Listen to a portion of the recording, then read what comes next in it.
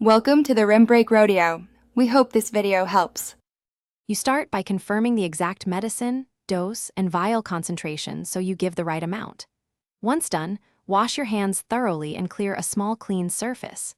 Make sure to attach the chosen needle to the syringe without touching the tip. This preserves sterility. Draw air into the syringe equal to the dose, then puncture the vial cap and inject that air. This balances pressure and lets fluid withdraw smoothly when you pull back on the plunger. Once the vial has air injected, invert it and make sure the needle tip stays submerged. This prevents drawing air. You pull the plunger slowly to the exact ml mark. Read the number at eye level to avoid parallax errors. If you see tiny bubbles, gently tap the syringe so bubbles float to the top, then push a little fluid out until the air bubble is gone and the dose is exact. Make sure the final volume matches the prescribed amount before proceeding.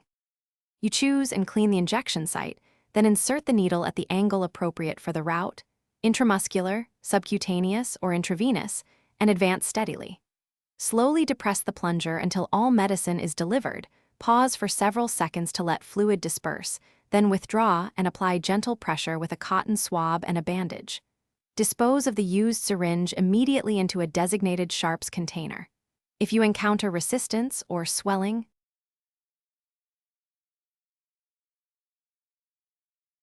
Thanks for watching. Consider subscribing if we helped you.